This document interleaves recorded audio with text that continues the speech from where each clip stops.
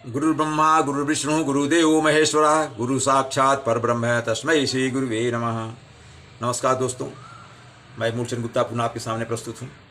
पिछले एपिसोड में देखा, मैंने आपको बताया कि मैं कितना सौभाग्यशाली हूँ कि मैं अपने पिताजी की अंतिम यात्रा में पहुँच गया था बिना किसी सूचना के। तो मित्रों, फिर घर पहुँचे, हमने पत्र तो लिखा था अपने पुत्र लाभ के लिए और बताया भी कि ऐसा हुआ है, लेकिन खुशी और मातम दोनों का वातावरण तैयार था घर में।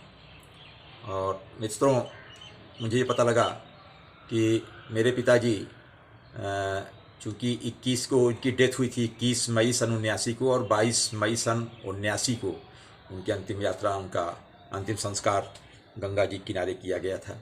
मैं पहुंच गया था और तो पता लगा ये कि उनकी तबीयत ख़राब नहीं थी ज़्यादा। करीब 18 या 19 मई को 2-3 दिन पहले मऊ आयमा 7-8 किलोमीटर बताया हमने, कई बार बाज़ार गए थे, वहाँ से पैदल ही आए थे, थोड़ा बहुत सामान लिए, ज़्यादा नहीं आए थे। और घर पहुँचते ही उन्हें पेट की शिकायत, उन्होंने कि पेट में दर्द हो रहा है। तो फिर थोड़ा ज़्यादा दर्द होने लगा, तो वहाँ से हमारे यहाँ से करीब 8 किलोमीटर दक्षिण पूर्व में एक गांव है सरायगनी, वहाँ पर डॉक्टर महफूज थे, उनके पास ले गए, वहाँ एडमिट कर दिया उन्होंने। तो बताया गया कि दवा उन्होंने किया और 21 मई को उन्होंने कहा कि भाई इनको इलाहाबाद ले जाइए, हम नहीं कर पाएंगे इनका इलाज। तो पिताजी हमारे बोले नहीं नहीं, इलाहाबाद हम नहीं जाएंगे, क्योंकि आज गुरुवार है, गुरुवार को हम दक्षिण में यात्रा नहीं करते हैं, हम कल जाएंगे। बोले ठीक है, कल ही जाइए। तो हमारे पिताजी, ये बताया जाता है, शौच क्रिया के लिए पानी हाथ में लेकर करीब 100 मीटर दूर गए थे खेत में। शौच क्रिया करने के बाद खुद आए और नहाए, पानी दिया गया, नहाए, फिर चारपाई पर लेट गए। करीब दिन में 11 बजा रहा होगा। तो हमारी माँ थी वहाँ पर, माँ को ये कहा उन्होंने कि थोड़ा हमको बैठाओ। तो उन्होंने, माँ ने सहारा देकर चारपाई पर उनको ऐसे बैठा दिया और बैठाते ही बोले 1-2 मिनट तक ऐसे बैठे रहे। फिर पता नहीं कैसे वो लुढ़क गए और उनके प्राण पखेरु निकल गए अचानक। बस ये स्थिति उनके मृत्यु की। तो मैं अपने पिताजी के बारे में कुछ बताना चाहूँगा कि हमारे पिताजी की जो डेथ हुई थी वो लगभग 60-61 वर्ष के थे। वो 21 मई सन 1979 को लगभग 60 या 61 वर्ष थे, बहुत ज़्यादा उम्र नहीं थी।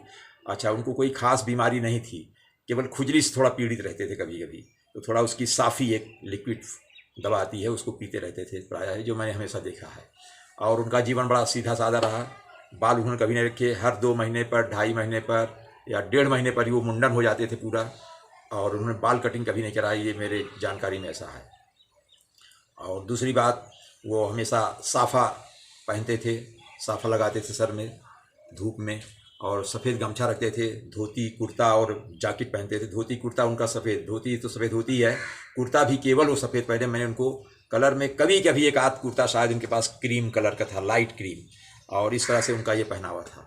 और खान पान वो एकदम शाकाहारी थे, मैंने पहले बताया। यहाँ तक कि वो गूलर नहीं खाते थे, वो बोलते थे उसमें जीव होते हैं, छोटे छोटे मसा होता है उसमें, उनकी हत्या हुई इसलिए मैं गूलर वो नहीं खाते थे, वो कभी नहीं खाए गूलर।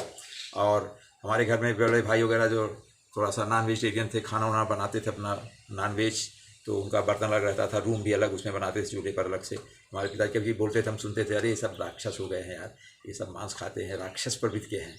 तो ऐसा मतलब उनके सामने नहीं कहते थे भाइयों, लेकिन ऐसा बोलते थे लोगों को। और उनका आचार विचार बड़ा सात्विक थे मित्रों, दूसरों की मतलब सहायता भी करते थे, और इवन बहुत ही शांत स्वभाव के थे, सहनशील थे, उदार थे, सज्जन थे, ईमानदार थे, बहुत कुछ। इन सारे गुणों के कारण उनको लोग साधु महाजन बोलते थे। उनकी सज्जनता से उनको लोग साधु महाजन बोला करते थे, नाम कोई नहीं, साधु महाजन, साधु महाजन। और इस तरह से वो सात्विक विचार के थे। तेल मसाला का कम सेवन करने के लिए हमेशा कहा करते थे, हरी सब्जियों को ज़्यादा उबालना नहीं, ऐसा कहा करते थे, विटामिन नष्ट हो जाता है। कोई धान्य पदार्थ के नीचे गिरा, राम राम कौन इसको गिरा दिया, उसको उठा लेते थे और यथास्थान उसको रख देते थे। और दूसरी बात, साथियों, वो व्यापार में, खेती तो बहुत थोड़ी थी हम लोगों के पास, और थोड़ा अपना छोटा बहुत नीचे स्तर पर किसानों से चीज़ें खरीदना और बाज़ार बेचना, और इस तरह सबका जीवन यापन करता था। और हमारे यहाँ खेती जो थी, हमारे एक बैल था, हमारे चाचा जी श्री ताराचंद साहू के पास एक बैल था, दोनों मिलकर के हाल जुताई का काम होता था। मतलब एक बैल वो अपना देखते थे, एक बैल हमारे यहाँ, दोनों बैल को नाद करके फिर जुताई होती थी। ताराचंद चाचा हमारे तो हल जोत लेते थे, हमारे मानिक चंद भैया भी हल जोतते थे, लेकिन हमारे पिताजी हल नहीं जोते मेरी जानकारी में। और गाय वगैरह भी रखी गई थी, कभी कभी गाय थी हमारे यहाँ भी, चाचा जी के यहाँ भी। और हमेशा वो पैदल ही चलते थे, पद यात्रा ही करते थे। मैं जैसे कई बार बताया हमने, आते जाते थे। बहुत दूर निमंत्रण, कहीं वो कोई साइकिल पर बैठा लिया तो दूसरी बात है। इवन रामचंद्र की जो शादी 1970 में हुई थी फत्तूपुर, हमारे यहाँ से कम 20-22 किलोमीटर उत्तर में था, वहाँ पर वो पैदल ही बारात गए थे। हम तो साइकिल से गए थे, 2 लोग कोई और रहा होगा। तो इस तरह से। और दूसरी चीज़, हमारे पिताजी मितव्ययी थे, कम खर्च करते थे। उसको आप कुछ लोग कंजूस बोल रहे हैं, लेकिन कंजूस नहीं, मितव्ययी, क्योंकि वो ताते पाँव सहारिए जाति लाभी सौ, जितनी आपकी आमदनी उतनी खर्च करिए, वो उसी में करते थे, उसी में अपने को सीमित रखते थे, उसी हिसाब से अपना बजटिंग करते थे। और दूसरा चीज़ कि कभी कभी हम लोग निमंत्रण जाते थे कहीं पर, 1-2 किलोमीटर कहीं पर साथ जाते थे, तो वहाँ बोलते, ए खाओ भाई, कितनी पूड़ी खाया? 2 पूड़ी। 4 पूड़ी खाओ, क्या कर रहा है? धपो यार, धपो, खाओ, खींचो, घर में तो बहुत खाते हो, खाओ, कितनी, तब क्या करने आए हो? ऐसा भी थोड़ा हम लोग को प्रोक करते रहते थे, इनकरेज किया, और खाओ और खाओ, देखो मैंने इतनी खा दिया, देखो और खाओ, इस तरह से करते थे। और थोड़ा लोगों को हंसाते थे। हमारे यहाँ एक राजकिशोर गुप्ता गांव के थे, जब वो कभी साइकिल से हमारे, वो बिजनेस करते थे, खेती उनके पास थी, वो कभी साइकिल से आते रहते थे हमारे, हम लोग बैठे थे गांव में से चारपाई पर, हमारे पिताजी बोले, अरे हटो भाई, अरे राजा साहब, हट हट जाओ रास्ता, अरे यार डरते नहीं हो, राजा साहब इतने बड़े आदमी यार, हट जाओ। तो उसको सुनाते तो आ जाता, राजा साहब की जय हो राजा साहब, राजकिशोर गुप्ता श्रीमान जी, आपके राज्य में सब प्रजा खुशहाल है, आपको चिंता करने की जरूरत नहीं है। ऐसा बोलते, हंसाते थे, बहुत मजा आता था। बोलता था, अरे दादा क्या हमारा मजाक उड़ाते? भाई नहीं, अरे बड़े आदमी हो, बड़े आदमी की महत्ता तो सबको बतानी चाहिए। तो इस तरह से हमारे पिताजी थोड़ा सा कभी कभी आमोद प्रमोद के रूप में कुछ बातें कह दिया करते थे। बस यही मेरे पिताजी, मैं पिताजी को अपनी श्रद्धांजलि देता हूँ।